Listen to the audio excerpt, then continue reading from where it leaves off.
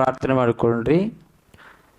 ಪರಿಶುದ್ಧನು ಪರಿಶುದ್ಧನು ಸರ್ವೋನ್ನತನಾಗಿರುವಂಥ ದೇವ, ನಿಮಗೆ ಸ್ತೋತ್ರ ಸ್ವಾಮಿ, ಸ್ತೋತ್ರ ದೇವ. ಇಷ್ಟರವರೆಗೆ ಸ್ವಾಮಿ ನನ್ನ ಮಕ್ಕಳಾಗಿರುವಂಥ ನಾವು ದೇವ ನಿಮ್ಮನ್ನು ಸ್ತುತಿಸಿ ಕೊಂಡಾಡಿದ್ದೇವೆ.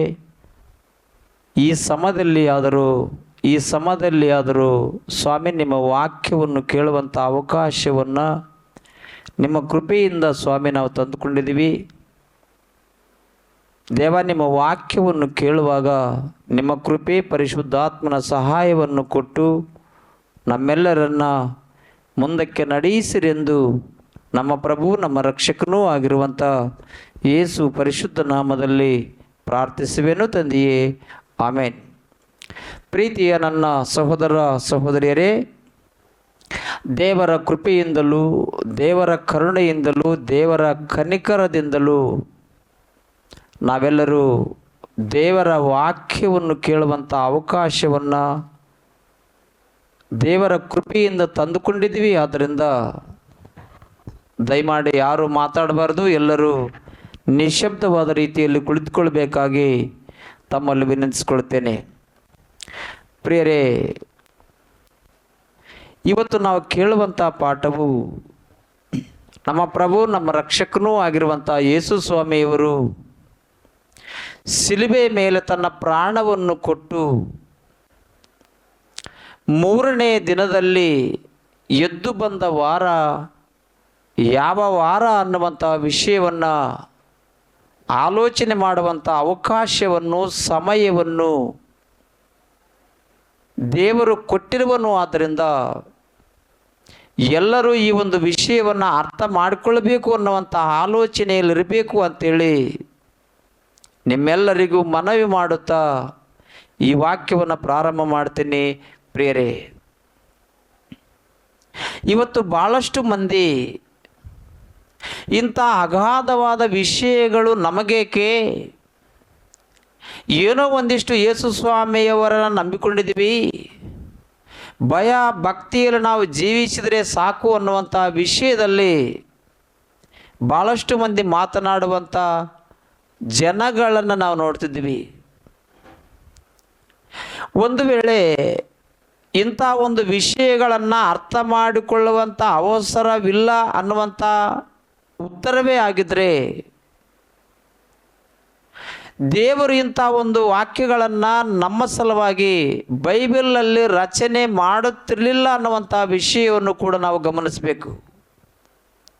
ಆ ಅಗಾಧವಾದ ವಿಷಯಗಳನ್ನು ಕೇಳಬೇಕಾಗಿರುವಂಥ ಅವಸರವು ನಮ್ಗೆ ಇಲ್ಲದೆ ಹೋಗಿದ್ರೆ ಬೈಬಲಲ್ಲಿ ದೇವರು ಎಲ್ಲ ವಿಷಯಗಳನ್ನು ಯಾಕೆ ರಚಿಸ್ತಿದ್ರು ಅನ್ನುವಂಥ ವಿಷಯವನ್ನು ಕೂಡ ನಾವು ಗಮನಿಸಬೇಕು.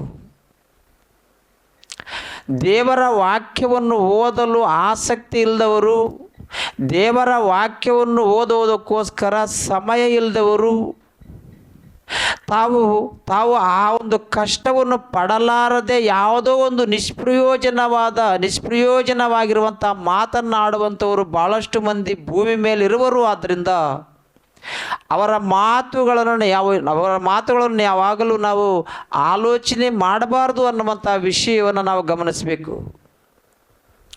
ಪ್ರೇರೆ, ನೀವು ಆಲೋಚನೆ ಮಾಡಿರಿ.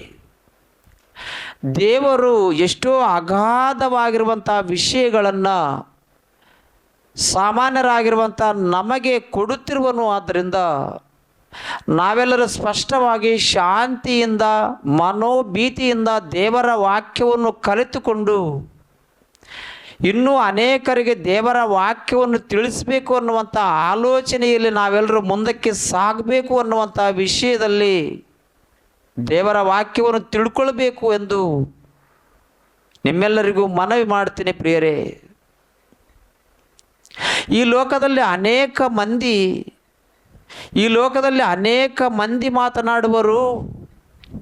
ನಾವು ದೊಡ್ಡ ದೊಡ್ಡ ಪ್ರಸಂಗಿಕರು, ನಾವು ವಿಮಾನಗಳಲ್ಲಿ ಪ್ರಯಾಣಿಸಿ ದೇವರ ವಾಕ್ಯವನ್ನು ಸಾರುವಂಥವರು, ನಾವು ಕಾರುಗಳಲ್ಲಿ ಪ್ರಯಾಣ ಮಾಡಿ ದೇವರ ವಾಕ್ಯವನ್ನು ಸಾರುವಂಥವರು, ನಾವು ವಿಮಾನಗಳಲ್ಲಿ ಸಾರುವಂಥ ಸುವಾರ್ತಿಕರ ಸಂಘಕ್ಕೆ ನಾವು ಹೋಗುವಂಥ ವಿಶ್ವಾಸಿಗಳು, ನಾವು ಕಾರುಗಳಲ್ಲಿ ಓಡಾಡುವಂಥ ಪ್ರಾಸಂಗಿಕರ ಸಂಘಕ್ಕೆ ಹೋಗುವಂಥ ವಿಶ್ವಾಸಿಗಳು,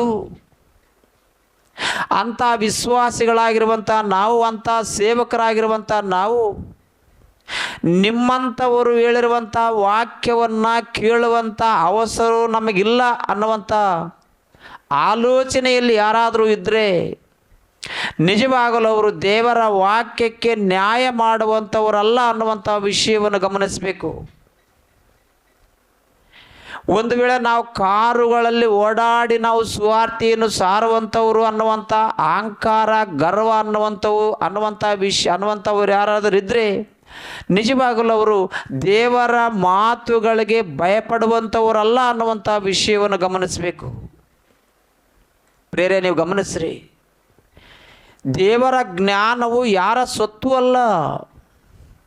ದೇವರ ಜ್ಞಾನ ಅನ್ನುವಂಥದ್ದು ಬೇರೊಬ್ಬರ ಸೊತ್ತಲ್ಲ. ದೇವರಿಗೆ ಯಾರು ಭಯಪಟ್ಟು ಜೀವಿಸುವರೋ, ಯಾರು ಹಗಲಿರುಳು ದೇವರ ವಾಕ್ಯವನ್ನು ಓದಬೇಕು ಅಂತೇಳಿ ಆಲೋಚನೆ ಮಾಡಿ ದೇವರ ವಾಕ್ಯವನ್ನು ಓದುವರೋ ಅವರಿಗೆ ದೇವರು ಉದಾಹವಾಗಿ ಕೊಡುವಂಥದ್ದು ದೇವರ ಜ್ಞಾನ. ಅದು ವಿಮಾನಗಳಲ್ಲಿ ಪ್ರಯಾಣ ಮಾಡುವಂಥವರಿಗೆ ದೇವರ ಜ್ಞಾನವಿರುವುದು ಅನ್ನುವಂಥದ್ದು ತಪ್ಪು. ಕಾರುಗಳಲ್ಲಿ ಪ್ರಯಾಣ ಮಾಡಿ ದೇವರ ಸುವಾರ್ತೆಯನ್ನು ಮಾಡುವಂಥವರಿಗೆ ದೇವರ ಜ್ಞಾನವಿರುವುದು ಅಂತೇಳಿ ಹೇಳುವುದು ತಪ್ಪು. ಅವರಲ್ಲಿ ದುಡ್ಡು ಇರಬಹುದು, ಅವರು ವಿಮಾನಗಳಲ್ಲಿ ಓಡಾಡಬಹುದು, ಅವರಲ್ಲಿ ದುಡ್ಡು ಇದೆ, ಆದ್ದರಿಂದ ಅವರು ಕಾರುಗಳಲ್ಲಿ ಪ್ರಯಾಣ ಮಾಡಬಹುದು. ಆದರೆ ದುಡ್ಡು ಇಲ್ಲದವರು ದೇವರ ವಾಕ್ಯವನ್ನು ಓದಿದರೆ ಸಾಕು, ದೇವರ ಜ್ಞಾನವು ಅವರಿಗೆ ಖಂಡಿತವಾಗಿ ಬರುವುದು. ಪ್ರಿಯರೇ, ಆ ವಾಕ್ಯಕ್ಕೆ ಭಯಪಟ್ಟು ದೇವರ ವಾಕ್ಯವನ್ನು ಆಲೋಚನೆ ಮಾಡಿದರೆ ಸಾಕು, ದೇವರ ವಾಕ್ಯ ಅನ್ನುವಂಥದ್ದು ಬರುವುದು ಅನ್ನುವಂಥ ವಿಷಯವನ್ನು ನಾವು ಗಮನಿಸಬೇಕು. ಪ್ರಿಯರೇ,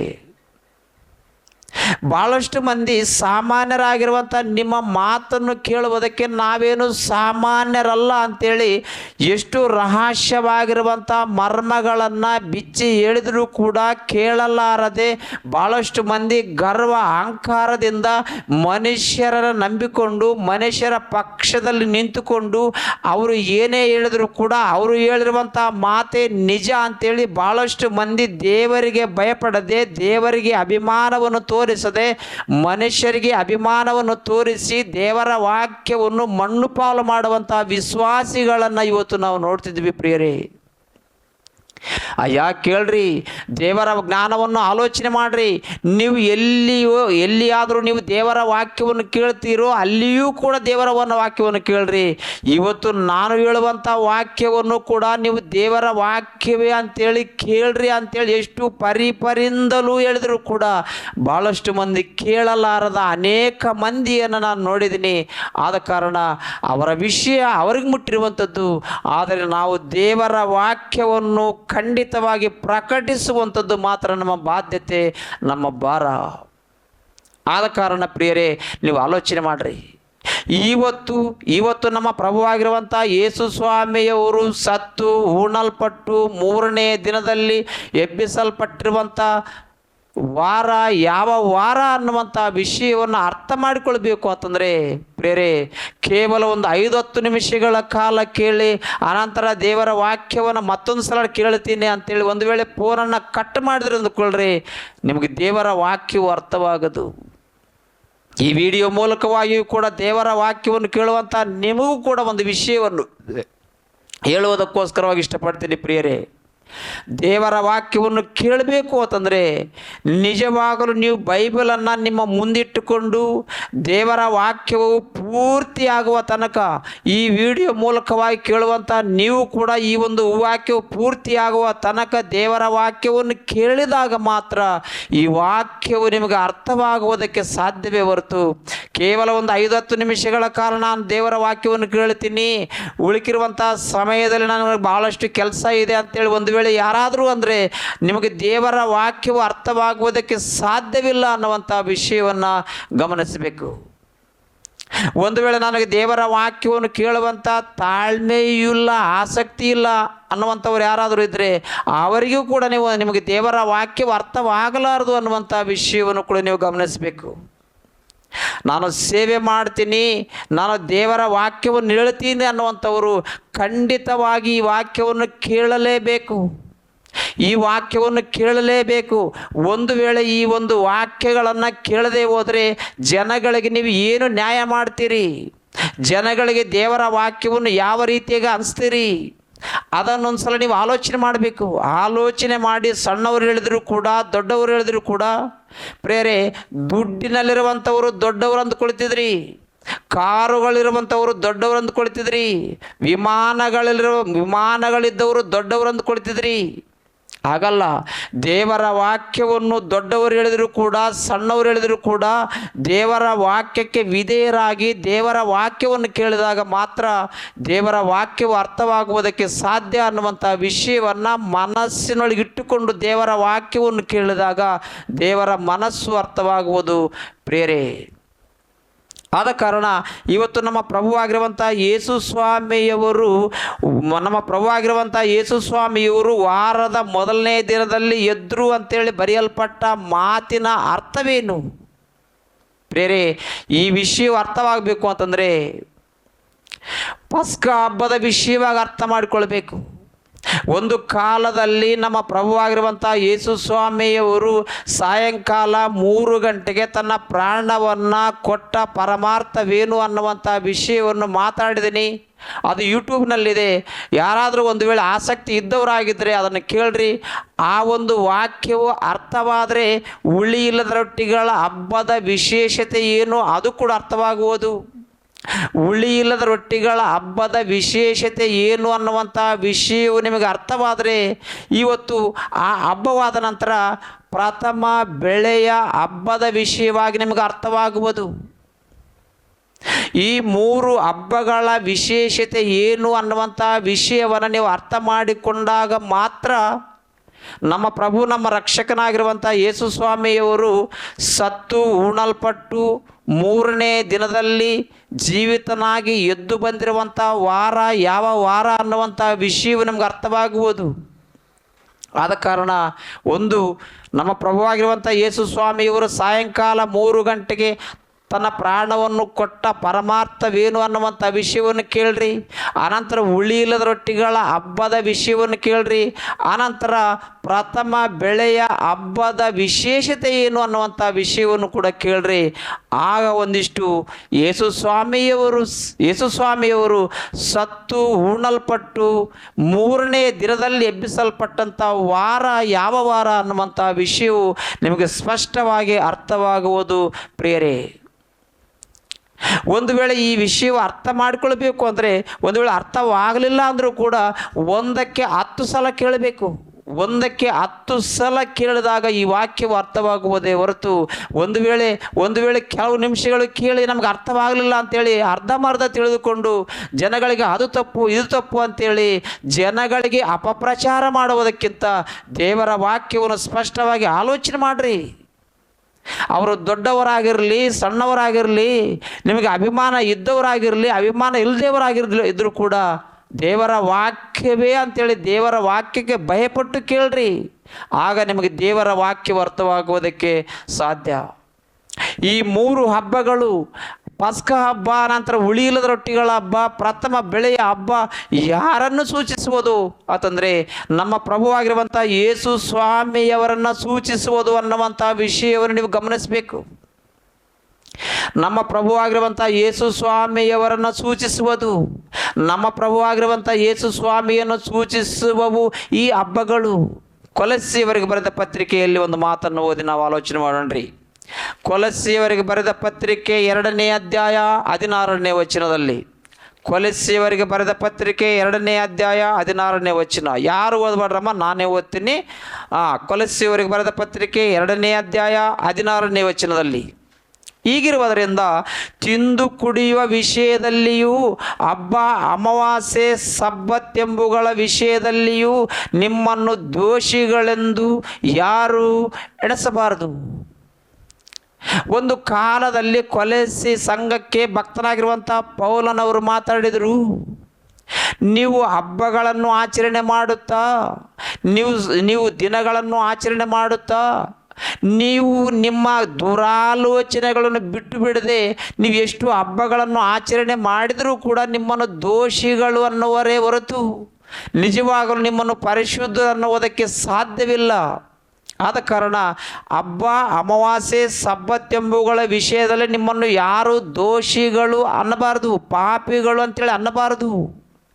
ನೀವು ಹಬ್ಬಗಳನ್ನು ಮಾಡದೇ ಹೋದರೂ ಕೂಡ ನೀವು ನೀತಿವಂತರಾಗಿ ಜೀವಿಸಬೇಕು ಅಂತಂದರೆ ನಿಜವಾಗಲೂ ನಿಮ್ಮ ಮನಸ್ಸು ಹೇಗಿರಬೇಕು, ನಿಮ್ಮ ಆಲೋಚನೆ ಹೇಗಿರಬೇಕು, ನಿಮ್ಮ ಗುಣಗಣಗಳು ಹೇಗಿರಬೇಕು ಅನ್ನುವಂಥ ವಿಷಯದಲ್ಲಿ ಭಕ್ತನಾಗಿರುವಂಥ ಪೌಲನವರು ಹೇಳುತ್ತಾ ಒಂದು ವಿಷಯವನ್ನು ಹೇಳಿದರು. ಅದನ್ನು ಸಹ ನೋಡೋಣ್ರಿ. ಇವು ಮುಂದೆ ಆಗಬೇಕಾಗಿದ್ದ 17ನೇ ವಚನ, ಕೊಲಸ್ಸಿಯವರಿಗೆ ಬರೆದ ಪತ್ರಿಕೆ 2ನೇ ಅಧ್ಯಾಯ 17ನೇ ವಚನದಲ್ಲಿ ಇವು ಮುಂದೆ ಆಗಬೇಕಾಗಿದ್ದ ಕಾರ್ಯಗಳ ಛಾಯೆಯಾಗಿವೆ. ಆ ಹಬ್ಬಗಳು ಯಾಕೆ ಮಾಡ್ತಿದ್ರು ಅಂತಂದರೆ ಮುಂದೆ ಆಗಬೇಕಾಗಿದ್ದ ಕಾರ್ಯಗಳ ಛಾಯೆಯಾಗಿವೆ. ಅವು ನೆರಳು ಯೇಸು ಸ್ವಾಮಿಯವರ ಮೂಲಕವಾಗಿ ನಿಜವಾಗಿರುವಂಥದ್ದು ನೆರವೇರಿಸಲ್ಪಟ್ಟಿತು. ಯೇಸು ಸ್ವಾಮಿಯವರ ಮೂಲಕ ನಿಜವಾಗಿರುವಂಥದ್ದು ನೆರವೇರಿಸಲ್ಪಟ್ಟಿತು. ಇವುಗಳ ನಿಜ ಸ್ವರೂಪವು ಕ್ರಿಸ್ತನೇ. ಇವುಗಳ ನಿಜ ಸ್ವರೂಪವು, ಹಬ್ಬಗಳ ನಿಜ ಸ್ವರೂಪವು ಏನು ಅಂತಂದರೆ ನಮ್ಮ ಪ್ರಭುವಾಗಿರುವಂಥ ಯೇಸು ಸ್ವಾಮಿಯವರನ್ನು ನಾವು ಕಾಣಬೇಕು. ಯೇಸು ಸ್ವಾಮಿಯವರಲ್ಲಿ ನಾವು ನೋಡಬೇಕು. ನಿಜ ಅನ್ನುವಂಥದ್ದು ನೋಡಬೇಕು ಅಂತಂದರೆ ಯೇಸು ಸ್ವಾಮಿಯವರಲ್ಲಿ ಕಾಣುವುದೇ ಹೊರತು ಹಬ್ಬಗಳಲ್ಲಿ ಕಾಣಿಸಲಾರದು ಅನ್ನುವಂಥ ವಿಷಯವನ್ನು ಭಕ್ತನಾಗಿರುವಂಥ ಪೌಲನವರ ಮೂಲಕವನ್ನಾಗಿ ನಾವು ತಿಳ್ಕೊಳ್ತೀವಿ ಪ್ರಿಯರೇ. ಒಂದು ಕಾಲದಲ್ಲಿ ಇಸ್ರಾಯೇಲರಾಗಿರುವಂಥವರಿಗೆ ದೇವರು ಆ ಹಬ್ಬಗಳನ್ನು ಯಾಕೆ ನೇಮಿಸಿದ್ರು ಅಂತಂದರೆ ನಮ್ಮ ಪ್ರಭುವಾಗಿರುವಂಥ ಯೇಸು ಸ್ವಾಮಿಯವರನ್ನು ಸೂಚಿಸುವುದಕ್ಕೋಸ್ಕರವಾಗಿ ಅನ್ನುವಂಥ ವಿಷಯವನ್ನು ಇಲ್ಲಿ ನಾವು ಗಮನಿಸಬೇಕು ಪ್ರಿಯರೇ. ಮತ್ತೊಂದು ಮಾತು, ಗಲಾತ್ಯಯವರಿಗೆ ಬರೆದ ಪತ್ರಿಕೆಯಲ್ಲಿ ಕೂಡ ಭಕ್ತನಾಗಿರುವಂಥ ಪೌಲನು ಗಲಾತ್ಯಯವರಿಗೆ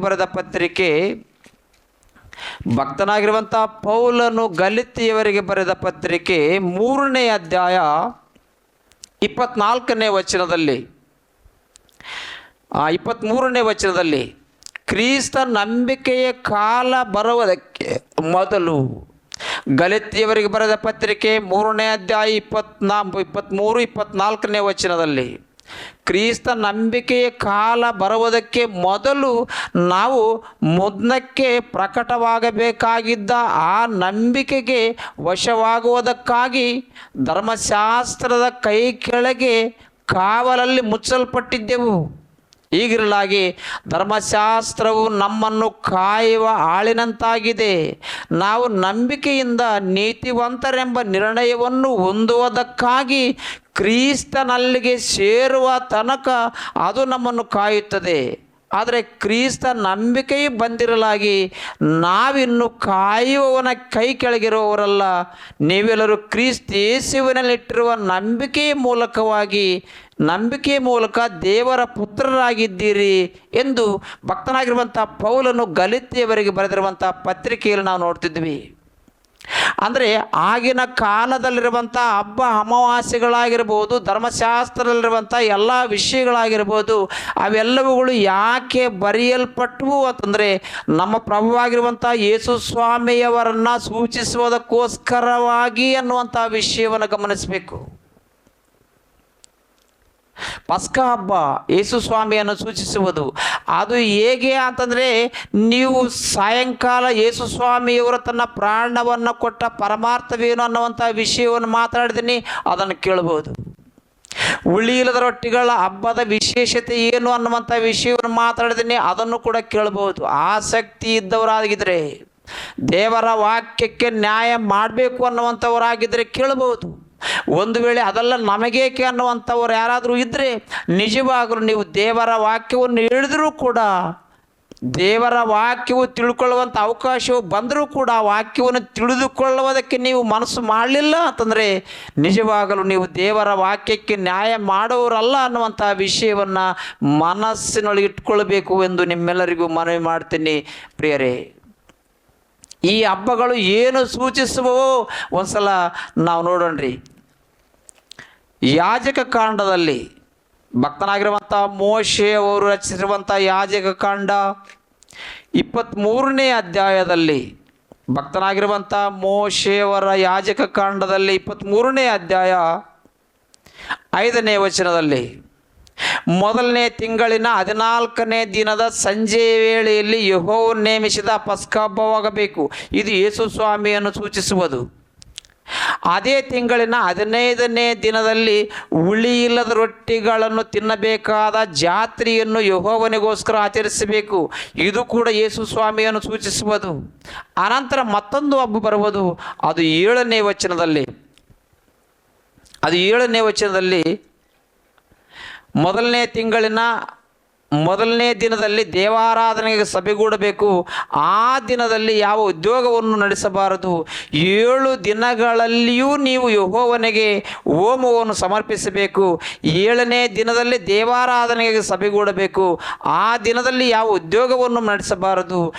ಯೆಹೋವನು ಮೋಶೆಗೆ ಹೇಳಿದ್ದೇನೆಂದರೆ, ಮತ್ತೊಂದು ಹಬ್ಬವನ್ನು ಇಲ್ಲಿ ದೇವರು ಹೇಳುತ್ತಿರುವನು ಇಸ್ರಾಯೇಲರಿಗೆ.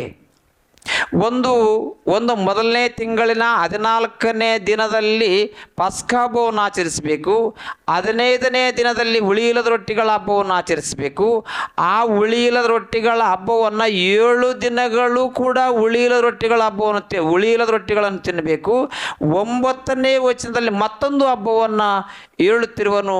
ಇದನ್ನು ನಾವು ಧೈರ್ಯದಿಂದ ಕೇಳಬೇಕು, ಭಾಳಷ್ಟು ಧೈರ್ಯದಿಂದ ಕೇಳಬೇಕು, ಭಾಳಷ್ಟು ಆಲೋಚನೆಯಿಂದ ಕೇಳಬೇಕು ಅನ್ನುವಂಥ ವಿಷಯವನ್ನು ನಿಮಗೆ ಹೇಳ್ತೀನಿ ಪ್ರಿಯರೇ.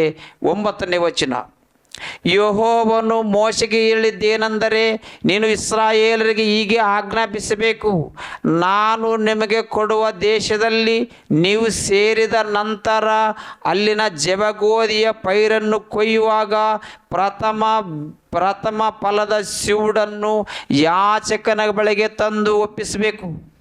ನೀವು ಅಂಗೀಕಾರವಾಗುವಂತೆ ಅವನು ಅದನ್ನು ಯೆಹೋವನ ಸನ್ನಿಧಿಯಲ್ಲಿ ನೈವೇದ್ಯವಾಗಿ ನಿವಾಳಿಸಬೇಕು ಅಂದನು. ಅಂದರೆ ಇಸ್ರಾಯೇಲರಾಗಿರುವಂಥವರು ಹೊಲದಲ್ಲಿ ಬೀಜವನ್ನು ಬಿತ್ತಿದಾಗ ಆ ಒಂದು ಬೀಜವು ಮೊಳಕೆಯಾಗಿ ಎತ್ತರವಾಗಿ ಬೆಳೆದ ನಂತರ ಯಾವ ಗಿಡವು ಮೊದಲು ತೆನೆ ಬಿಡುವುದು ಅದು ಪ್ರಥಮ ಫಲ. ಏನ್ರಿ, ನೀವು ಗಮನಿಸ್ರಿ, ಜಾಗೃತಿಯಿಂದ ಗಮನಿಸಬೇಕು. ಇಲ್ಲದೆ ಹೋದರೆ ನಿಮ್ಗೆ ಅರ್ಥವಾಗಂಗಿಲ್ಲ. ಇಸ್ರಾಯೇಲರಾಗಿರುವಂಥವರಿಗೆ ದೇವರು ಪ್ರಥಮ ಬೆಳೆಯ ಹಬ್ಬವನ್ನು ಮಾಡಬೇಕು ಅಂತೇಳಿ ದೇವರು ಆಜ್ಞೆಯ ಮೂಲಕ ಹೇಳಿರುವ ಮಾತು ಏನು ಅಂತಂದರೆ, ನೀವು ಇಸ್ರಾಯೇಲರಾಗಿರುವಂಥ ನೀವು ಹೊಲದಲ್ಲಿ ಬೀಜವನ್ನು ಬಿತ್ತಿ ಆ ಬೀಜವು ಮೊಳಕೆಯಾಗಿ ಬೆಳೆಯಾಗಿ ಪ್ರಥಮ ಫಲ ಅಂದರೆ ಯಾವ ಗಿಡವು ಮೊದಲು ಬಂದು ತೆನೆ ಬಿಡುವುದು ಆ ಒಂದು ತೆನೆಗಳನ್ನು ಕೊಯ್ದು ಒಂದು ಸೂಡನ್ನಾಗಿ ಕಟ್ಟಿ ಆ ಸೂಡನ್ನು ದೇವರಿಗೆ ನೈವೇದ್ಯವಾಗಿ ಅರ್ಪಿಸಬೇಕು. ನಾವು ಬಿತ್ತಿರುವಂಥ ಬೆಳೆಯಲ್ಲಿ ಪ್ರಥಮವಾಗಿ ಮೊದಲು ಯಾವ ಗಿಡವು ತೆನೆಯನ್ನು ಬಿಡುವುದು ಆ ತೆನೆಯನ್ನು ದೇವರಿಗೆ ನೈವೇದ್ಯವಾಗಿ ನಿವಾಳಿಸಬೇಕು ಅನ್ನುತ್ತಿರುವನು ದೇವರು. ಇದು ಪ್ರಥಮ ಬೆಳೆ. ಆಲೋಚನೆ ಮಾಡ್ರಿ. ನಾನು ಬಾಧೆ ಪಡ್ತೀನಿ, ನಾನು ನಿಮಗೆ ಅರ್ಥ ಮಾಡಿಸೋದಕ್ಕೋಸ್ಕರವಾಗಿ ಎಷ್ಟು ಬಾಧೆ ಪಡ್ತೀನೋ ಅದನ್ನು ನೀವು ಆಲೋಚನೆ ಮಾಡ್ರಿ. ಇಸ್ರಾಯೇಲರಾಗಿರುವಂಥವರಿಗೆ ಪ್ರಥಮ ಬೆಳೆಯ ಹಬ್ಬವನ್ನು ಮಾಡಬೇಕು ಅಂತೇಳಿ ದೇವರು ಮೋಶೆಯವರ ಮೂಲಕವಾಗಿ ಆಜ್ಞಾಪಿಸಿದನು. ಆ ಪ್ರಥಮ ಬೆಳೆಯ ಅರ್ಥವೇನು ಅಂತಂದರೆ, ಇಸ್ರಾಯೇಲರಾಗಿರುವಂಥವರು ತಮ್ಮ ಹೊಲದಲ್ಲಿ ಬೀಜವನ್ನು ಬಿತ್ತಿದ ನಂತರ ಮೊದಲು ಯಾವ ಗಿಡಕ್ಕೆ ತೆನೆ ಬರುವುದೋ ಆ ಒಂದು ಗಿಡದ ತೆನೆಯನ್ನು ಕೊಯ್ದು ದೇವರಿಗೆ ನೈವೇದ್ಯವಾಗಿ ನಿವಾಳಿಸಬೇಕು, ದೇವರಿಗೆ ಸಮರ್ಪಿಸಬೇಕು. ಅದು ಇಸ್ರಾಯೇಲರಿಗೆ ದೇವರು ನೇಮಿಸಿರುವಂಥ ಹಬ್ಬ. ಆದರೆ ಹೊಸ ಒಡಂಬಡಿಕೆಯಲ್ಲಿ ಯೇಸು ಸ್ವಾಮಿಯನ್ನು ಸೂಚಿಸುವುದು ಅಂತೇಳಿ ನಾವು ಹೇಳಿದ್ವಲ್ಲ ಇಷ್ಟರವರೆಗೆ. ಆ ಒಂದು ಪ್ರಥಮ ಬೆಳೆಯ ಸೂಡು ಯೇಸು ಸ್ವಾಮಿಯನ್ನು ಸೂಚಿಸುವುದು ಅಂತೇಳಿ ನಾವು ಇಷ್ಟರವರೆಗೆ ಮಾತಾಡಿದೇವಲ್ಲ. ಆದರೆ ಇದು ಯೇಸು ಸ್ವಾಮಿಯನ್ನು ಏನು ಸೂಚಿಸುವುದು ಅದನ್ನು ನಾವು ನೋಡೋಣ್ರಿ. ಪ್ರಥಮ ಬೆಳೆ, ಪ್ರಥಮ ತೆನೆಯನ್ನು ದೇವರಿಗೆ ನಿವಾಳಿಸಬೇಕು. ಆದರೆ ಪ್ರಥಮ ಬೆಳೆ ಇಸ್ರಾಯೇಲರು ಕೊಟ್ಟರೆ, ಇಲ್ಲಿ ಹೊಸ ಒಡಂಬಡಿಕೆಯಲ್ಲಿ ಯೇಸು ಸ್ವಾಮಿಯನ್ನು ಹೇಗೆ ಸೂಚಿಸಿರುವುದು ಅದನ್ನು ಒಂದು ಸಲ ನಾವು ನೋಡೋಣ್ರಿ. ಕೊರಿಂಥಿಯವರಿಗೆ ಬರೆದ ಮೊದಲನೇ ಪತ್ರಿಕೆ 15ನೇ ಅಧ್ಯಾಯ 20ನೇ ವಚನದಲ್ಲಿ ಭಕ್ತನಾಗಿರುವಂಥ ಪೌಲನು ಕೊರಿಂಥಿಯವರಿಗೆ ಬರೆದ ಮೊದಲನೇ ಪತ್ರಿಕೆ 15ನೇ ಅಧ್ಯಾಯ 20ನೇ ವಚನದಲ್ಲಿ, ಆದರೆ ಕ್ರಿಸ್ತನು ಸತ್ತವರೊಳಗಿಂದ ಎದ್ದು ಬಂದೇ ಇದ್ದಾನೆ, ನಿದ್ರೆ ಹೋದವರಲ್ಲಿ ಪ್ರಥಮ ಫಲವಾದನು. ನಿದ್ರೆ ಹೋದವರಲ್ಲಿ ಯೇಸು ಸ್ವಾಮಿ ಪ್ರಥಮ ಫಲ. ಎಷ್ಟೋ ಮಂದಿ ಭಕ್ತಾದಿಗಳು ಸತ್ರು ಕೂಡ ಅವರೆಲ್ಲರಿಗಿಂತಲೂ ಮೊದಲು ಎದ್ದು ಬಂದಾತನು ಯಾರು ಅಂತಂದರೆ ನಮ್ಮ ಪ್ರಭುವಾಗಿರುವಂಥ ಯೇಸು ಸ್ವಾಮಿಯವರು. ಗೋಧಿಯ ಕಾಳು ಭೂಮಿಯಲ್ಲಿ ಬಿದ್ದು ಸಾಯದಿದ್ದರೆ ಒಂದೇಯಾಗಿ ಉಳಿಯುವುದು ಅಂತೇಳಿ ಯೇಸು ಸ್ವಾಮಿಯವರು ಒಂದು ಸಾಮ್ಯದ ರೂಪವಾಗಿ ಹೇಳಿದಾರಲ್ಲ. ಆದರೆ ಆ ಒಂದು ಗೋಧಿಯ ಕಾಳು ಅಂದರೆ ಯೇಸು ಸ್ವಾಮಿ ಭೂಮಿಯೊಳಗೆ ಬಿತ್ತು. ಆ ಭೂಮಿಯೊಳಗೆ ಬಿದ್ದ ನಂತರ ಎಷ್ಟು ಬೀಜಗಳನ್ನು ಬಿಟ್ಟಿತು. ಅದರಂತೆ ಯೇಸು ಸ್ವಾಮಿಯವರು ಸತ್ತು ಸಮಾಧಿಯಾದ ನಂತರ ಸತ್ತವರೊಳಗಿಂದ ಮೊದಲು ಎದ್ದು ಬಂದ ಆತನು ಯೇಸು ಸ್ವಾಮಿ. ಆತನು ಪ್ರಥಮ ಫಲ, ದೇವರಿಗೆ ಪ್ರಥಮ ಫಲವಾದನು. ಪ್ರಿಯರೇ, ನೀವು ಗಮನಿಸ್ರಿ, ಒಂದು ಕಾಲದಲ್ಲಿ ಇಸ್ರಾಯೇಲರು ಭೂಮಿಯೊಳಗಿಂದ ಮೊದಲು ಬಂದಿರುವಂಥ ತೆನೆಯನ್ನು ದೇವರಿಗೆ ಪ್ರಥಮ ಫಲವಾಗಿ ಸಮರ್ಪಿಸಿದರು. ಭೂಮಿಯೊಳಗಿಂದ ಮೊದಲು ಬಂದಿರುವಂಥ ತೆನೆಯನ್ನು ದೇವರಿಗೆ ಸಮರ್ಪಿಸಿದರು. ಅದಕ್ಕೆ ಸಾದೃಶ್ಯವಾಗಿ ಯೇಸು ಸ್ವಾಮಿಯನ್ನು ಸೂಚಿಸುವಂತೇಳಿ ನಾವು ನೋಡಿದೀವಲ್ಲ. ಆದರೆ ಯೇಸು ಸ್ವಾಮಿಯವರು ಸತ್ತು ಸಮಾಧಿಯಾಗಿ ಭೂಮಿಯೊಳಗಿಂದ ಎಲ್ಲ ಮನುಷ್ಯರಿಗಿಂತಲೂ ಮೊದಲು ಸತ್ತವರೊಳಗಿಂದ ಎದ್ದು ಬಂದ ಆತನು ಯೇಸು ಸ್ವಾಮಿ. ಆದ್ದರಿಂದ ಈತನು ಪ್ರಥಮ ಫಲ ಅಂತೇಳಿ ಭಕ್ತನಾಗಿರುವಂಥ ಪೌಲನವರು ಪರಿಶುದ್ಧಾತ್ಮನ ಮೂಲಕವಾಗಿ ಮಾತನಾಡಿರುವಂಥ ಮಾತನ್ನು ನಾವು ಗಮನಿಸ್ತೀವಿ. ಪ್ರಿಯರೇ, ನೀವು ಆಲೋಚನೆ ಮಾಡಿರಿ. ಆ ಪ್ರಥಮ ಸೂಡು, ಆ ಪ್ರಥಮ ಬೆಳೆಯ ಸೂಡು ಯಾರನ್ನು ಸೂಚಿಸುವುದು ಅಂದರೆ ನಮ್ಮ ಪ್ರಭು ಆಗಿರುವಂಥ ಯೇಸು ಸ್ವಾಮಿಯನ್ನು ಸೂಚಿಸುವುದು ಅಂತೇಳಿ ನಾವು ಕಂಡುಕೊಂಡಿದ್ವಿ. ಆದರೆ ಈ ಒಂದು ಪ್ರಥಮ ಬೆಳೆಯ ಹಬ್ಬವಾದ ನಂತರ ಇನ್ನೊಂದು ಹಬ್ಬವೂ ಕೂಡ ಇಸ್ರಾಯೇಲರಿಗೆ ದೇವರು ಆಜ್ಞಾಪಿಸಿದರು. ಅದನ್ನು ಕೂಡ ನಾವು ನೋಡೋಣ್ರಿ. 23ನೇ ಅಧ್ಯಾಯದಲ್ಲಿ ಭಕ್ತನಾಗಿರುವಂಥ ಪೌಲನು ಯಾಜಕ ಕಾಂಡ 23ನೇ ಅಧ್ಯಾಯ 15ನೇ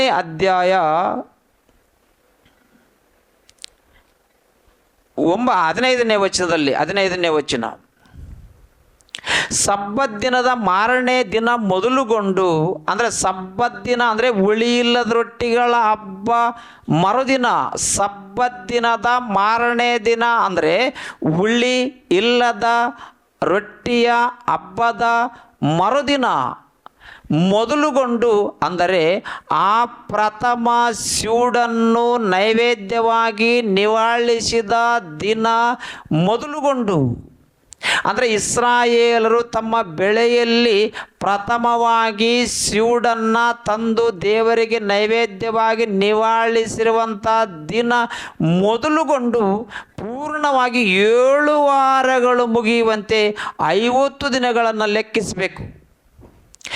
7ನೇ ಸಬ್ಬತ್ ದಿನದ ಮರುದಿನದಲ್ಲಿ ಯೆಹೋವನಿಗೆ ಹೊಸ ಬೆಳೆಯ ನೈವೇದ್ಯವನ್ನು ಸಮರ್ಪಿಸಬೇಕು. ಇದನ್ನು ಪಂಚಾಶತ್ತಮ ದಿನದ ಹಬ್ಬ ಅನ್ನುವರು, ಅಥವಾ ಸುಗ್ಗಿ ಹಬ್ಬ ಅನ್ನುವರು, ಅಥವಾ 7 ವಾರಗಳ ಹಬ್ಬ ಅನ್ನುವರು. ಪ್ರಿಯರೇ, ಈ ಒಂದು ಹಬ್ಬವನ್ನು ಯಾವಾಗ ಮಾಡಬೇಕು ಅಂತಂದರೆ ಸಬ್ಬತ್ ದಿನ ಮಾರನೇ ದಿನ, ಅಂದರೆ ಹುಳಿ ಇಲ್ಲದ ರೊಟ್ಟಿಗಳ ಹಬ್ಬವಾದ ನಂತರ ಪ್ರಥಮ ಬೆಳೆಯನ್ನು ದೇವರಲ್ಲಿಗೆ ತಂದು ಅದನ್ನು ನಿವಾಳಿಸಬೇಕು, ದೇವರಿಗೆ ನೈವೇದ್ಯವಾಗಿ ಕೊಡಬೇಕು. ದೇವರಿಗೆ ನೈವೇದ್ಯವಾಗಿ ಕೊಟ್ಟ ದಿನದಿಂದ 7 ವಾರಗಳನ್ನು ಲೆಕ್ಕಿಸಬೇಕು. ಅರ್ಥ ಮಾಡಿಕೊಳ್ಳುವುದಕ್ಕೋಸ್ಕರ ಪ್ರಯತ್ನ ಮಾಡಿರಿ. ಇದು ಕಷ್ಟಕರವಾಗಿರುವಂಥದ್ದು, ಭಾಳಷ್ಟು ಕಷ್ಟಕರವಾಗಿರುವಂಥದ್ದು. ಆ ಇಸ್ರಾಯೇಲರು ತಮ್ಮ ಬೆಳೆಯಲ್ಲಿ ಬೆಳೆದಿರುವಂಥ ಪ್ರಥಮ ಫಲವನ್ನು ದೇವರಿಗೆ ಕೊಟ್ಟ ದಿನದಿಂದ 7 ವಾರಗಳನ್ನು ಲೆಕ್ಕಿಸಬೇಕು. 7 ವಾರಗಳು ಅಂದರೆ ಅದು ಶನಿವಾರವೂ ಅಲ್ಲ, ಸೋಮವಾರ ಅಲ್ಲ, ಮಂಗಳವಾರ ಅಲ್ಲ, ಬುಧವಾರ ಅಲ್ಲ, ಶುಕ್ರವಾರ ಅಲ್ಲ, ಅನಂತರ ಆದಿವಾರ ಅಲ್ಲ, ಮಂಗಳವಾರವೂ ಕೂಡ ಅಲ್ಲ. ಇಸ್ರಾಯೇಲರಾಗಿರುವಂಥವರಿಗೆ ಸೋಮವಾರ, ಮಂಗಳವಾರ, ಬುಧವಾರ, ಗುರುವಾರ, ಶುಕ್ರವಾರ, ಶನಿವಾರ, ಆದಿವಾರ ಅನ್ನುವಂಥ ವಾರಗಳೇ ಇದ್ದಿಲ್ಲ ಅನ್ನುವಂಥ ವಿಷಯವನ್ನು ನೀವು ಸ್ಪಷ್ಟವಾಗಿ ಗಮನಿಸಬೇಕು. ಇಲ್ಲಿ 7 ವಾರಗಳು ಅನ್ನುತ್ತಿರುವನು ಅಂತಂದ್ರೆ ಅದರ ಅರ್ಥವೇನು ಅಂತಂದರೆ 7 ದಿನಗಳಾದರೆ ಒಂದು ವಾರ, 7 ದಿನಗಳಾದರೆ ಒಂದು ವಾರ ಅಷ್ಟೇ ಹೊರತು ಅದು ಸೋಮವಾರನೂ ಅಲ್ಲ, ಮಂಗಳವಾರನೂ ಅಲ್ಲ, ಬುಧವಾರನೂ ಅಲ್ಲ, ಅನಂತರ ಬೃಹಸ್ಪತಿವಾರನೂ ಅಲ್ಲ, ಶುಕ್ರವಾರನೂ ಅಲ್ಲ, ಶನಿವಾರನೂ ಅಲ್ಲ, ಆದಿವಾರನೂ ಕೂಡ ಅಲ್ಲ.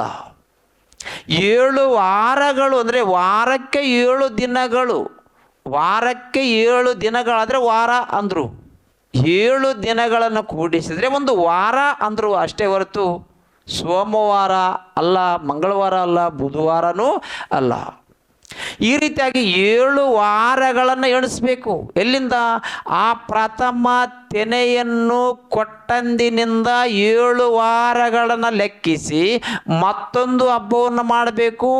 ಅದು ಪ್ರಥಮ ಬೆಳೆಯ ಹಬ್ಬ ಅಥವಾ 7 ವಾರಗಳ ಹಬ್ಬ ಅಥವಾ ಸುಗ್ಗಿಯ ಹಬ್ಬ ಅಂತೇಳಿ ಇಸ್ರಾಯೇಲರಾಗಿರುವಂಥವರಿಗೆ ದೇವರು ಕೊಟ್ಟಂಥ ಹಬ್ಬ. ಆದರೆ ಹೊಸ ಒಡಂಬಡಿಕೆಯಲ್ಲಿ ಏನು ಸೂಚಿಸುತ್ತದೆ ಅಂತೇಳಿ ನಾವು ನೋಡಿದ್ವಿ. ಇದು ಹೊಸ ಒಡಂಬಡಿಕೆಯಲ್ಲಿ 7 ವಾರಗಳಾದ ನಂತರ ಯಾವ ಹಬ್ಬ ಆಗಿರುವುದು ಹೊಸ ಒಡಂಬಡಿಕೆಯಲ್ಲಿ ನಾವು ನೋಡಬೇಕು. ಯೇಸು ಸ್ವಾಮಿಯನ್ನು ಸೂಚಿಸುವುದು ಅಂತೇಳಿ ನಾವು ನೋಡಿದ್ವಲ್ಲ ಈ ಹಬ್ಬಗಳು. ಆ ತೆನೆ ಮೊದಲು ಕೊಟ್ಟಂಥ ತೆನೆಯನ್ನು ಯೇಸು ಸ್ವಾಮಿಯವರು ಸತ್ತು ಎದ್ದು ಬಂದಿರುವಂಥದ್ದನ್ನು ಸೂಚಿಸಿದರು ಅಂತೇಳಿ ನಾವು ನೋಡಿದ್ವಿ. ಆದರೆ ಯೇಸು ಸ್ವಾಮಿಯವರು ಎದ್ದಂದಿನಿಂದ ಮತ್ತೊಂದು ಹಬ್ಬವನ್ನು ಆಚರಿಸಿದರು. ಆ ಹಬ್ಬವನ್ನು ಕೂಡ ನಾವು ನೋಡಬೇಕು. ಎಲ್ಲಿಂದ? ಯೇಸು ಸ್ವಾಮಿಯವರು ಎದ್ದಂದಿನಿಂದ ಏನಮ್ಮ ನೀವು ಗಮನಿಸ್ರಿ, ಪ್ರಥಮ ಬೆಳೆಯ ಹಬ್ಬ ಅಂದರೆ ಆ ಸಿವುಡನ್ನು ದೇವರಿಗೆ ನೈವೇದ್ಯವಾಗಿ ಕೊಟ್ಟರು. ಅದು ಯಾರನ್ನು ಸೂಚಿಸಿತು? ಯೇಸು ಸ್ವಾಮಿಯವರು ಸತ್ತು ಎದ್ದಿರುವಂಥದ್ದನ್ನು ಸೂಚಿಸಿದರು. ಆದರೆ ಯೇಸು ಸ್ವಾಮಿಯವರು ಸತ್ತು ಎದ್ದ ನಂತರ ಒಂದು ಹಬ್ಬವನ್ನು ಮಾಡಬೇಕು. ಅದು ಯಾವುದು? ಅಪೊಸ್ತಲರ ಕೃತ್ಯಗಳಲ್ಲಿ ನಾವು ನೋಡೋಣ್ರಿ. ಅಪೊಸ್ತಲರ ಕೃತ್ಯಗಳು 1ನೇ ಅಧ್ಯಾಯ 1ನೇ ಅಧ್ಯಾಯ ಅಪೊಸ್ತಲರ ಕೃತ್ಯಗಳು 1ನೇ ಅಧ್ಯಾಯ 2, 3, 4, 5ನೇ ವಚನ. ಆತನು ಬಾಧೆಪಟ್ಟು ಸತ್ತ ಮೇಲೆ 3ನೇ ವಚನ. ಅಪೊಸ್ತಲರ ಕೃತ್ಯಗಳು 1ನೇ ಅಧ್ಯಾಯ 3ನೇ ವಚನದಿಂದ ಆತನು ಬಾಧೆಪಟ್ಟು ಸತ್ತ ಮೇಲೆ ತನ್ನನ್ನು ಜೀವಂತನೆಂದು ಅನೇಕ ಪ್ರಮಾಣಗಳಿಂದ ಅಪೊಸ್ತಲರಿಗೆ ತೋರಿಸಿಕೊಂಡನು. 40 ದಿವಸಗಳ ತನಕ ಅವರಿಗೆ ಕಾಣಿಸಿಕೊಳ್ಳುತ್ತಾ ದೇವರ ರಾಜ್ಯದ ವಿಷಯವಾದ ಸಂಗತಿಗಳನ್ನು ಹೇಳುತ್ತಾ ಇದ್ದನು. ಪ್ರಿಯರೇ, ನೀವು ಗಮನಿಸಿರಿ. ಆದರೆ ಯೇಸು ಸ್ವಾಮಿಯವರು 40 ದಿನಗಳ ಕಾಲ ಅವರಿಗೆ ಕಾಣಿಸಿಕೊಳ್ಳುತ್ತಾ ಇದ್ದನು. ಎಲ್ಲಿಂದ? ಯೇಸು ಸ್ವಾಮಿಯವರು ಎದ್ದಂದಿನಿಂದ ಪ್ರಥಮ ಬೆಳೆಯ ಹಬ್ಬಕ್ಕೆ ಸೂಚನೆಯಾಗಿ ಯೇಸು ಸ್ವಾಮಿಯವರು ಸಮಾಧಿಯೊಳಗಿಂದ ಎದ್ರಲ್ಲ, ಅಲ್ಲಿಂದ 40 ದಿನಗಳ ಕಾಲ ಶಿಷ್ಯರಿಗೆ ಅನೇಕ ಪ್ರಮಾಣಗಳಿಂದ ಕಾಣಿಸಿಕೊಳ್ಳುತ್ತಾ ಅವರಿಗೊಂದು ಮಾತು ಹೇಳಿದರು. 5ನೇ ವಚನದಲ್ಲಿ, ಹೀಗಿರಲಾಗಿ ಆತನು ಅವರೊಂದಿಗೆ ಕೂಡಿದಾಗೆ ಅವರಿಗೆ ಯೋಹಾನನಂತೂ ನೀರಿನಲ್ಲಿ ದೀಕ್ಷಾ ಸ್ನಾನ ಮಾಡಿಸಿದನು. ನಿಮಗಾದರೂ ಇನ್ನೂ ಸ್ವಲ್ಪ ದಿವಸಗಳೊಳಗಾಗಿ ಪವಿತ್ರಾತ್ಮದಲ್ಲಿ ಸ್ನಾನವಾಗುವುದು. ಆದ ಕಾರಣ ನೀವು ಯೆರೂಸಲೇಮನ್ನು ಬಿಟ್ಟು ಹೋಗದೆ ತಂದೆ ಮಾಡಿದಂಥ ನೀವು ನನ್ನಿಂದ ಕೇಳಿದಂಥ ವಾಗ್ದಾನಕ್ಕೆ ಕಾದುಕೊಂಡಿರಿ ಎಂದು ಅಪ್ಪಣೆ ಕೊಟ್ಟನು. ಕೂಡಿ ಬಂದವರು ಆತನನ್ನು, ಸ್ವಾಮಿ, ನೀನು ಇದೇ ಕಾಲದಲ್ಲಿ ಇಸ್ರಾಯೇಲ್ ಜನರಿಗೆ ರಾಜ್ಯವನ್ನು ತಿರುಗಿ ಸ್ಥಾಪಿಸಿಕೊಡುವೆ ಎಂದು ಕೇಳಲು ಆತನವರಿಗೆ, ತಂದೆಯು ಸ್ವಂತ ಅಧಿಕಾರದಲ್ಲಿ ಇಟ್ಟುಕೊಂಡಿರುವ ಕಾಲಗಳನ್ನು ಸಮಯಗಳನ್ನು ತಿಳಿದುಕೊಳ್ಳುವುದು ನಿಮ್ಮ ಕೆಲಸವಲ್ಲ, ಆದರೆ ಪವಿತ್ರಾತ್ಮನು ನಿಮ್ಮ ಮೇಲೆ ಬರಲು ನಿಮ್ಮ ಮೇಲೆ ಬರಲು ನೀವು ಬಲವನ್ನು ಹೊಂದಿ ಯೆರೂಸಲೇಮಿನಲ್ಲಿಯೂ ಎಲ್ಲ ಯೂದಯ ಸಮರಿಯ ಸೀಮೆಗಳಲ್ಲಿಯೂ ಭೂಲೋಕದ ಕಟ್ಟ ಕಡೆಯವರೆಗೆ ನನಗೆ ಸಾಕ್ಷಿಗಳಾಗಿರಬೇಕು ಅಂದನು. ಆ ವಾಗ್ದಾನಕ್ಕೋಸ್ಕರವಾಗಿ ನೀವು ಕಾದುಕೊಂಡಿರಬೇಕು. ಇನ್ನು ಕೆಲವು ದಿವಸಗಳೊಳಗಾಗಿ, ಇನ್ನು ಸ್ವಲ್ಪ ದಿವಸಗಳೊಳಗಾಗಿಯೇ ನೀವು ಪರಿಶುದ್ಧಾತ್ಮವನ್ನು ಹೊಂದುತ್ತೀರಿ ಅಂದನು. ಆದರೆ ಪರಿಶುದ್ಧಾತ್ಮನನ್ನು 12 ಮಂದಿ ಅಪೋಸ್ತಲರು ಯಾವಾಗ ಹೊಂದಿದರು ಅಂತಂದರೆ ಪಂಚಾಶತ್ತಮ ದಿನದ ಹಬ್ಬದಲ್ಲಿ ಅಂದರೆ 50 ದಿನದ ಹಬ್ಬ, ಸುಗ್ಗಿಯ ಹಬ್ಬ ಅಥವಾ 7 ವಾರಗಳ ಹಬ್ಬದಲ್ಲಿ 12 ಮಂದಿ ಅಪೋಸ್ತಲರು ಪರಿಶುದ್ಧಾತ್ಮನನ್ನು ಹೊಂದಿದರು. ಎಲ್ಲಿಂದ? ಯೇಸು ಸ್ವಾಮಿಯವರು ಎದ್ದಂದಿನಿಂದ 7 ವಾರಗಳನ್ನು ಲೆಕ್ಕಿಸಬೇಕು. 7 ವಾರಗಳನ್ನು ಲೆಕ್ಕ ಮಾಡಿದರೆ ಆ ಹಬ್ಬದಲ್ಲಿ 1 ದಿನವನ್ನು ಕೂಡಿಸಿದರೆ 50 ದಿನಗಳಾಗುವವು. ಅದನ್ನು ಪಂಚಾಶತ್ತಮ ದಿನದ ಹಬ್ಬ ಅನ್ನುವರು, ಅಥವಾ ವಾರಗಳ ಹಬ್ಬ ಅನ್ನುವರು, ಅಥವಾ ಸುಗ್ಗಿ ಹಬ್ಬ ಅನ್ನುವರು. ಆದರೆ ಯೇಸು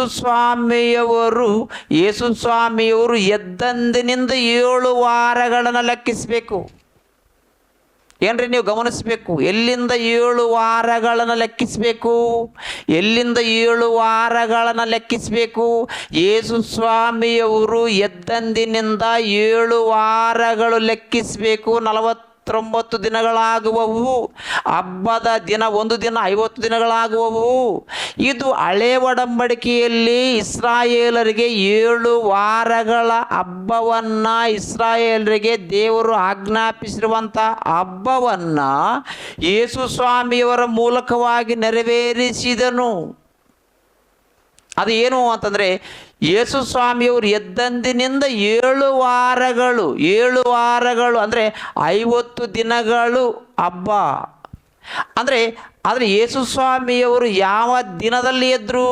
ವಾರದ ಮೊದಲನೇ ದಿನ ಅಂದರೆ ಏನು?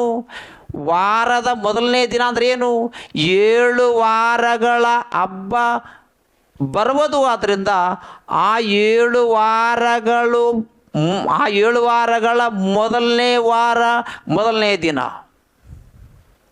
ಏನ್ರಿ, ನೀವು ಅರ್ಥ ಮಾಡಿಕೊಳ್ಳುವುದಕ್ಕೋಸ್ಕರ ಪ್ರಯತ್ನ ಮಾಡಿರಿ.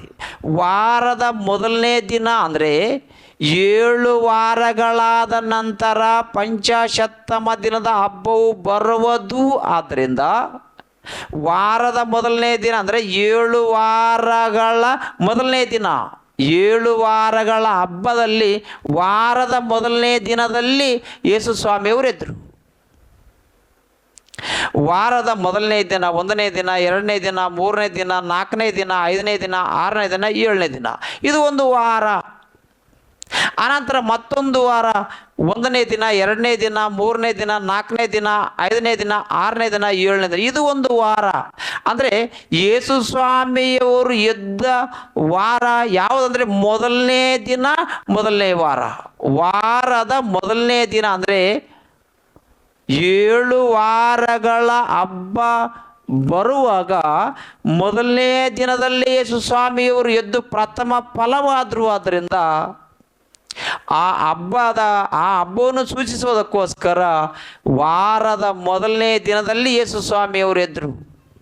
ನಿಮಗೆ ಅರ್ಥ ಮಾಡಿಕೊಳ್ಳುವುದಕ್ಕೆ ಒಂದು ವೇಳೆ ನಿಮಗೆ ಕಷ್ಟವಾಗ್ಬೋದು. ದಯಮಾಡಿ ನೀವು ಆಲೋಚನೆ ಮಾಡಿರಿ. ನಾನು ಏನು ಹೇಳ್ತೀನಿ ಅಂತಂದರೆ, ಪ್ರಿಯರೇ, ನಾನು ಹೇಳುವಂಥ ವಿಷಯವನ್ನು ನೀವು ಗಮನಿಸ್ರಿ. 7 ವಾರಗಳು ಎಲ್ಲಿಂದ ಅಂತಂದರೆ, ನಮ್ಮ ಪ್ರಭುವಾಗಿರುವಂಥ ಯೇಸು ಸ್ವಾಮಿಯವರು ಎದ್ದಂದಿನಿಂದ 7 ವಾರಗಳು. ಆದರೆ ಸ್ವಾಮಿಯವರು ಎದ್ದಿರುವಂಥ ವಾರ ಯಾವುದು? ವಾರದ ಮೊದಲನೇ ದಿನ, ಅಂದರೆ ಈ ವಾರಗಳ ಮೊದಲನೇ ದಿನದಲ್ಲಿ ಇಸ್ರಾಯೇಲರಿಗೆ ಪಂಚಾಶತ್ತಮ ದಿನದ ಹಬ್ಬ ಬರಬೇಕು ಅಂತಂದರೆ 7 ವಾರಗಳು ಮುಗಿದ ನಂತರವೇ ಬರುವುದು. ಆದರೆ ಸ್ವಾಮಿಯವರು ವಾರದ ಮೊದಲನೇ ದಿನದಲ್ಲಿ ಎದ್ದರು. ಆ ವಾರದಿಂದ 7 ವಾರಗಳಾದ ನಂತರ ಪಂಚಾಶತ್ತಮ ದಿನದ ಹಬ್ಬವು ಬಂತು. ಆ ಹಬ್ಬದಲ್ಲಿ ಏನಾಗಿರುವುದು? ಅಪೊಸ್ತಲರ ಕೃತ್ಯಗಳು 2ನೇ ಅಧ್ಯಾಯದಲ್ಲಿ ಒಂದು ಮಾತನ್ನು ನೋಡಿ ಆಲೋಚನೆ ಮಾಡೋಣ್ರಿ. ಪಂಚಾಶತ್ತಮ ದಿನದ ಹಬ್ಬವು ಬಂದಿರಲಾಗಿ ಅವರೆಲ್ಲರೂ ಏಕ ಮನಸ್ಸಿನಿಂದ ಒಂದೇ ಸ್ಥಳದಲ್ಲಿ ಕೂಡಿದ್ದರು.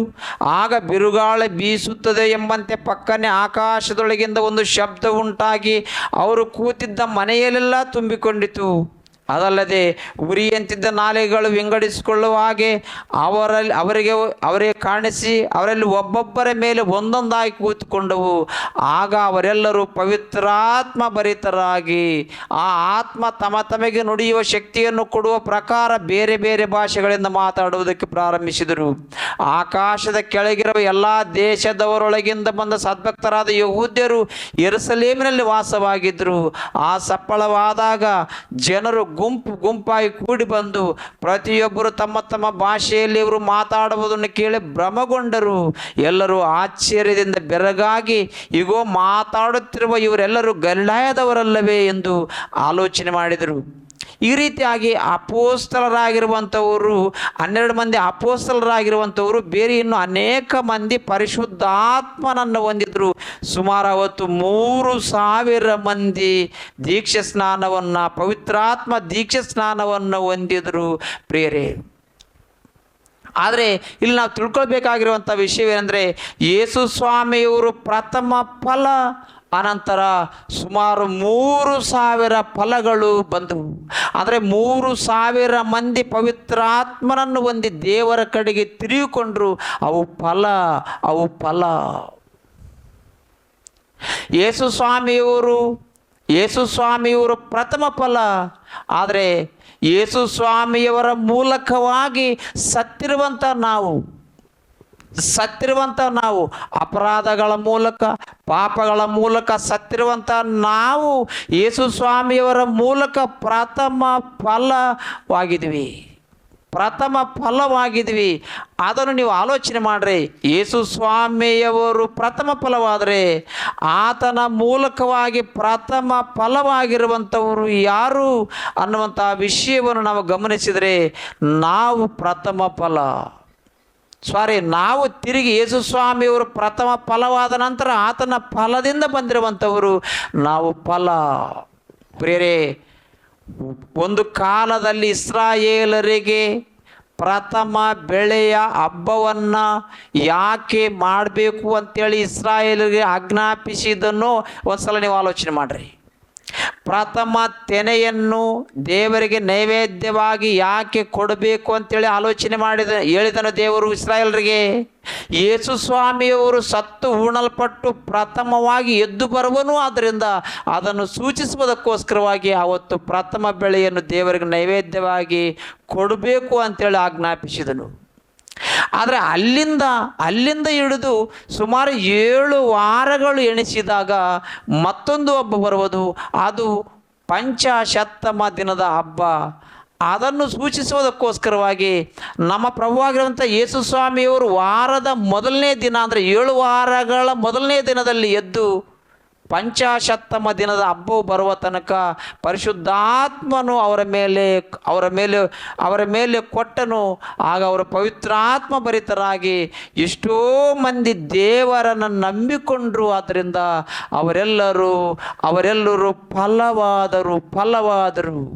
ಆದ ಕಾರಣ ಪ್ರಿಯರೇ, ನೀವು ಗಮನಿಸ್ರಿ, ದೇವರ ವಾಕ್ಯವನ್ನು ನಾವು ಆಲೋಚನೆ ಮಾಡ್ತಾ ಹೋದರೆ ಪ್ರಥಮ ಫಲ ಯೇಸು ಕ್ರಿಸ್ತನು, ತಿರುಗಿ ಬಂದಿರುವಂಥ ಫಲಗಳು ನಾವು. ಯೇಸು ಕ್ರಿಸ್ತನು ಪ್ರಥಮ ಫಲ, ತರುವಾಯ ನಾವು ಸ್ವಾಮಿಯವರ ಮೂಲಕವಾಗಿ ಬಂದಿರುವಂಥ ಫಲಗಳು ನಾವು. ಕೊರಿಂಥಿಯವರಿಗೆ ಬರೆದ ಮೊದಲನೇ ಪತ್ರಿಕೆಯಲ್ಲಿ ಭಕ್ತರಾಗಿರುವಂಥ ಪೌಲನು ಕೊರಿಂಥಿಯವರಿಗೆ ಬರೆದ ಮೊದಲನೇ ಪತ್ರಿಕೆ 9ನೇ ಅಧ್ಯಾಯ ಕೊರಿಂಥಿಯವರಿಗೆ ಬರೆದ ಮೊದಲನೇ ಪತ್ರಿಕೆ 9ನೇ ಅಧ್ಯಾಯ 1ನೇ ವಚನದಲ್ಲಿ, ನಾನು ಸ್ವತಂತ್ರನಲ್ಲವೇ, ಅಪೋಸ್ತಲನಲ್ಲವೇ, ನಮ್ಮ ಕರ್ತನಾದ ಯೇಸುವನ್ನು ಕಂಡವನಲ್ಲವೇ, ನಾನು ಕರ್ತನ ಸೇವೆಯಲ್ಲಿ ಮಾಡಿದ ಕೆಲಸದ ಫಲವು ನೀವೇ ಅಲ್ಲವೇ, ಇತರರಿಗೆ ನಾನು ಅಪೋಸ್ತಲನಲ್ಲದಿದ್ದರೂ ನಿಮಗಾದರೂ ಅಪೋಸ್ತಲನಾಗಿದ್ದೇನೆ, ನಾನು ಅಪೋಸ್ತಲನಾಗಿದ್ದೇನೆಂಬುದಕ್ಕೆ ಕರ್ತನಿಗೆ ಸೇರಿದವರಾದ ನೀವೇ ಪ್ರಮಾಣವಾಗಿದ್ದರಷ್ಟೇ. ನನ್ನನ್ನು ವಿಚಾರಿಸುವವರಿಗೆ ಇದೇ ನನ್ನ ಉತ್ತರ. ಪ್ರೇರೆ, ನೀವು ಆಲೋಚನೆ ಮಾಡಿರಿ. ಪ್ರಥಮ ಫಲ ಯೇಸು ಸ್ವಾಮಿ ಆದರೆ ಅನಂತರ ಫಲ ಯಾರು? ಅನೇಕ ಮಂದಿ ಪರಿಶುದ್ಧಾತ್ಮನನ್ನು ಹೊಂದಿ ದೇವರ ಸೇವೆಯನ್ನು ಮಾಡಿ ತಿರುಗಿಸಿದರು.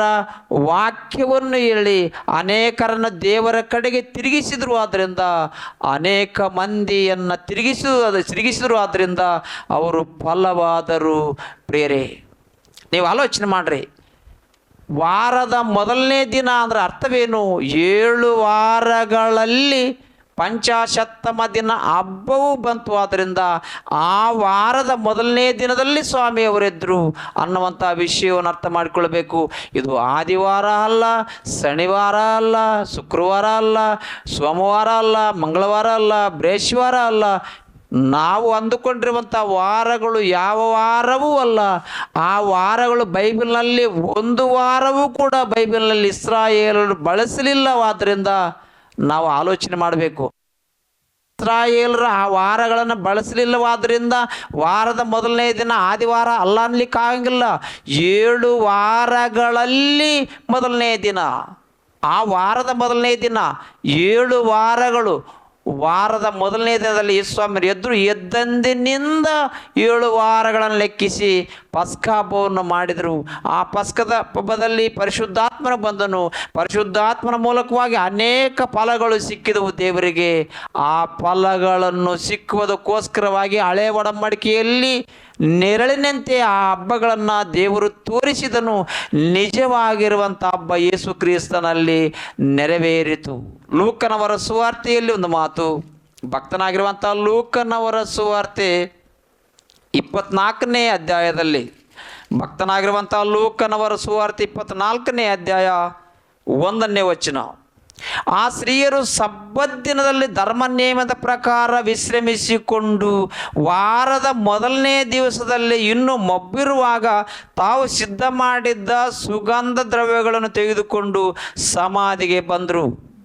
ಪ್ರೇರೆ, ಆ ಸ್ತ್ರೀಯರು ಅಂದರೆ ಯಾವ ಸ್ತ್ರೀಯರು ಅನ್ನುವಂಥ ವಿಷಯವನ್ನು ಮತ್ತೊಂದು ಸಲ ಮಾತಾಡೋಣ್ರಿ. ಈಗ ಸದ್ಯಕ್ಕೆ ನಾವು ಮಾತನಾಡಿಕೊಳ್ಳುವಂಥ ವಿಷಯವೇನೆಂದರೆ, ಆ ಸ್ತ್ರೀಯರು ಸಬ್ಬತ್ ದಿನದಲ್ಲಿ ವಿಶ್ರಮಿಸಿಕೊಂಡು ಅನ್ನುವಂಥ ಮಾತನ್ನು ಭಾಳಷ್ಟೇ ಮಂದಿ ಅರ್ಥ ಮಾಡಿಕೊಂಡು, ಸಬ್ಬತ್ ದಿನ ಅಂದರೆ 7 ದಿನಗಳು ಕೆಲಸ ಮಾಡಿ 6 ದಿನಗಳು ಕೆಲಸ ಮಾಡಿ 7ನೇ ದಿನದಲ್ಲಿ ವಿಶ್ರಮಿಸಿಕೊಂಡಿರಬೇಕು ಅಂತೇಳಿ ಇಸ್ರಾಯೇಲರಿಗೆ ವಿಮೋಚನೆ ಕಾಂಡ 20ನೇ ಅಧ್ಯಾಯ 8ನೇ ವಚನದಲ್ಲಿ ಹೇಳಿರುವಂಥ ಮಾತಿನ ಪ್ರಕಾರ ಸಬ್ಬತ್ ದಿನ ಅಂದರೆ ಅದೇ ಆ ದಿನದಲ್ಲಿ ಆ ಸ್ತ್ರೀಯರು ವಿಶ್ರಮಿಸಿಕೊಂಡು ವಾರದ ಮೊದಲನೇ ದಿನದಲ್ಲಿ ಸಮಾಧಿಗೆ ಹೋದರು ಅಂತ ಅನ್ನುವಂಥ ವಿಷಯವನ್ನು ಹೇಳುವರು. ಅದು ತಪ್ಪು. ಪ್ರೇರೆ, ಧರ್ಮ ನೇಮದ ಪ್ರಕಾರ ಅಂದರೆ ಯೇಸು ಸ್ವಾಮಿಯವರು ಸತ್ತಿರುವಂಥದ್ದು ಪಸ್ಕ ಹಬ್ಬ. ತಿರುಗಿ ಮರದಿನ ಹುಳಿ ಇಲ್ಲದ ರೊಟ್ಟಿಗಳ ಹಬ್ಬ. ಹುಳಿ ಇಲ್ಲದ ರೊಟ್ಟಿಗಳ ಹಬ್ಬವನ್ನು, ಪಸ್ಕ ಹಬ್ಬವನ್ನು ಕೂಡ ಅವರು ಸಬ್ಬತ್ ದಿನ ಅಂತಿದ್ರು. ಪ್ರೇರೇನೋ ಗಮನಿಸ್ರಿ, ಹುಳಿ ಇಲ್ಲದ ರೊಟ್ಟಿಗಳ ಹಬ್ಬವನ್ನು ಕೂಡ ಪಸ್ಕ ಹಬ್ಬ ಅಂತಿದ್ರು. ಪ್ರೇರೆ, ಪಸ್ಕ ಹಬ್ಬವನ್ನು ಕೂಡ ಸಬ್ಬತ್ ದಿನ ಅಂತಿದ್ರು. ಆದ ಕಾರಣ ಅದನ್ನು ಒಂದು ಸಲ ಯೋಹಾನನವರ ಸುವಾರ್ತೆಯಲ್ಲಿ ನೋಡೋಣ್ರಿ. ಭಕ್ತನಾಗಿರುವಂಥ ಯೋಹಾನನವರ ಸುವಾರ್ತೆ 19ನೇ ಅಧ್ಯಾಯದಲ್ಲಿ, ಯೋಹಾನನವರ ಸುವಾರ್ತೆ 19ನೇ ಅಧ್ಯಾಯ 31ನೇ ವಚನದಲ್ಲಿ, 19ನೇ ಅಧ್ಯಾಯ 31ನೇ ವಚನದಲ್ಲಿ, ಆವತ್ತು ಸೌರಣೆಯ ದಿವಸವಾಗಿದ್ದರಿಂದ ಯಹೂದ್ಯರು ಸಬ್ಬತ್ ದಿನದಲ್ಲಿ ಶವಗಳು ಶಿಲುಬೆಯ ಮೇಲಿರಬಾರದೆಂದು ಪಿಲಾತನನ್ನು ಅವರ ಕಾಲುಗಳನ್ನು ಮುರಿಸಿ ಅವರನ್ನು ತೆಗೆಸಿ ಹಾಕಬೇಕೆಂಬುದಾಗಿ ಕೇಳಿಕೊಂಡರು. ಯಾಕಂದರೆ ಆ ಸಬ್ಬತ್ ದಿನವು ಬಹು ವಿಶೇಷವಾದದ್ದು.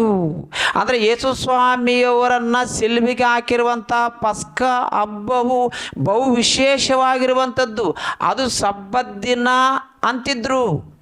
ತಿರುಗಿ ಮರದಿನ ಹುಳಿ ಇಲ್ಲದ ರೊಟ್ಟಿಗಳ ಹಬ್ಬ, ಅದನ್ನು ಕೂಡ ಸಬ್ಬತ್ ದಿನ ಅಂತಿದ್ರು. ಆ ಸಬ್ಬತ್ ದಿನ ಆದ ನಂತರ ಪ್ರಥಮ ಬೆಳೆಯ ಹಬ್ಬವು ಬಂದಿದೆ ಅಂಥೇಳಿ ನಾವು ಯಾಜಕಾಂಡ 23ನೇ ಅಧ್ಯಾಯ 5, 6, 7, 8, 9ನೇ ವಚನದಲ್ಲಿ ನೋಡಿದೆವಲ್ಲ. ಆ ಪ್ರಕಾರವಾಗಿ ಕಂಟಿನಾಗಿ ಪಸ್ಕ ಹಬ್ಬ, ಹುಳಿಯಿಲ್ಲ ರೊಟ್ಟಿಗಳ ಹಬ್ಬ, ಅನಂತರ ಪ್ರಥಮ ಬೆಳೆಯ ಹಬ್ಬ. ಆದರೆ ಪಸ್ಕ ಹಬ್ಬವಾದ ನಂತರ ತಿರುಗಿ ಮರದಿನ ಹಬ್ಬ ಯಾವುದು? ಹುಳಿಯಿಲ್ಲದ ರೊಟ್ಟಿಗಳ ಹಬ್ಬ. ಅದನ್ನು ಕೂಡ ಸಬ್ಬತ್ ದಿನ ಅಂತಿದ್ರು. ಆದ್ದರಿಂದ ಆ ಸ್ತ್ರೀಯರು ಧರ್ಮನೇಮದ ಪ್ರಕಾರ ಹುಳಿಯಿಲ್ಲದ ರೊಟ್ಟಿಗಳ ಹಬ್ಬದಲ್ಲಿ ವಿಶ್ರಮಿಸಿಕೊಂಡು ವಾರದ ಮೊದಲನೇ ದಿನ ಅಂದರೆ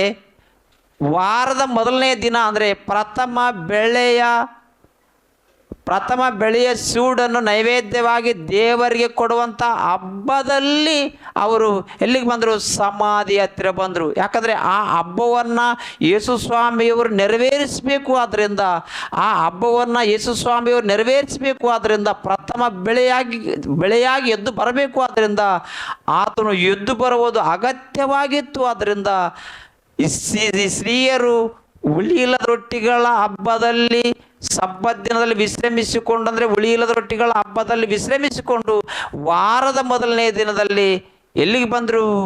ಸಮಾಧಿ ಹತ್ತಿರ ಬಂದರು. ಆದರೆ ಸಮಾಧಿ ಹತ್ತಿರ ಯಾವಾಗ ಬಂದರು ಅಂದರೆ ವಾರದ ಮೊದಲನೇ ದಿನ ಅಂದರೆ ಏನು? 7 ವಾರಗಳಲ್ಲಿ ಮೊದಲನೇ ದಿನ, 7 ವಾರಗಳಲ್ಲಿ ಮೊದಲನೇ ದಿನದಲ್ಲಿ ಸ್ವಾಮಿಯವರು ಎದ್ರು. ಆದ ಕಾರಣ ಇದು ಸೋಮವಾರ ಅಲ್ಲ, ಶುಕ್ರವಾರ ಅಲ್ಲ, ಮಂಗಳವಾರ ಅಲ್ಲ, ಬುಧವಾರ ಅಲ್ಲ, ಬೃಹಸ್ಪತಿವಾರ ಅಲ್ಲ, ಯಾವ ವಾರಗಳೂ ಕೂಡ ಅಲ್ಲವಾದ್ದರಿಂದ ವಾರದ ಮೊದಲನೇ ದಿನ ಅಂದರೆ 7 ವಾರಗಳಾದ ನಂತರ ಪಂಚಾಶತ್ತಮ ದಿನದ ಹಬ್ಬವು ಬರ್ತಿತ್ತು. ಆದ್ದರಿಂದ ಆ ಹಬ್ಬದಲ್ಲಿ ವಾರದ ಮೊದಲನೇ ದಿನದಲ್ಲಿ ಯೇಸು ಸ್ವಾಮಿಯವರು ಎದ್ರು. ಎದ್ದಂದಿನಿಂದ 7 ವಾರಗಳು ಲೆಕ್ಕ ಮಾಡಿದರೆ ಪಂಚಾಶತ್ತಮ ದಿನದ ಹಬ್ಬವು ಬಂತು. ಆಗ ಪರಿಶುದ್ಧಾತ್ಮನ ಬಂದರು. ಆಗ ಪರಿಶುದ್ಧಾತ್ಮನ ಮೂಲಕವಾಗಿ ಅನೇಕ ಮಂದಿ ದೇವರಿಗೆ ಫಲಗಳಾದರು. ಪ್ರಥಮ ಫಲ ಯೇಸು ಸ್ವಾಮಿ, ಅನಂತರ ಫಲಗಳು 12 ಮಂದಿ ಶಿಷ್ಯರು. ಈಗ ನಾವು ಕೂಡ ಸೇರಿ ಬಂದಿದ್ವಿ. ಮತ್ತಾಯನವರ ಸುವಾರ್ತೆ ಒಂದೇ ಒಂದು ವಾಕ್ಯವನ್ನು ಓದಿ ಮುಗಿಸ್ಕೊಳ್ಳ್ರಿ. ಮತ್ತಾಯನವರ ಸುವಾರ್ತೆ 5ನೇ ಅಧ್ಯಾಯ 17ನೇ ವಚನ. ಮತ್ತಾಯನವರ ಸುವಾರ್ತೆ 5ನೇ ಅಧ್ಯಾಯ 7ನೇ ವಚನದಲ್ಲಿ, ಮೋಶೆಯ ಧರ್ಮಶಾಸ್ತ್ರವನ್ನಾಗಲಿ ಪ್ರವಾದಿಗಳ ವಚನವನ್ನಾಗಲಿ ತೆಗೆದು ಹಾಕುವುದಕ್ಕೆ ನಾನು ಬಂದೇನೆಂದು ನೆನೆಸಬೇಡ್ರಿ. ತೆಗೆದು ಹಾಕುವುದಕ್ಕೆ ಬಂದಿಲ್ಲ, ನೆರವೇರಿಸುವುದಕ್ಕೆ ಬಂದಿದ್ದೇನೆ. ನಿಮಗೆ ಸತ್ಯವಾಗಿ ಹೇಳುತ್ತೇನೆ, ಆಕಾಶವು ಭೂಮಿಯು ಅಳಿದು ಹೋಗುವ ತನಕ ಧರ್ಮಶಾಸ್ತ್ರವೆಲ್ಲ ನೆರವೇರಿದ ಹೊರತು ಅದರೊಳಗಿಂದ ಒಂದು ಸೊನ್ನೆಯಾದರೂ ಒಂದು ಗುಡುಸಾದರೂ ಅಳಿದು ಹೋಗಲಾರದು.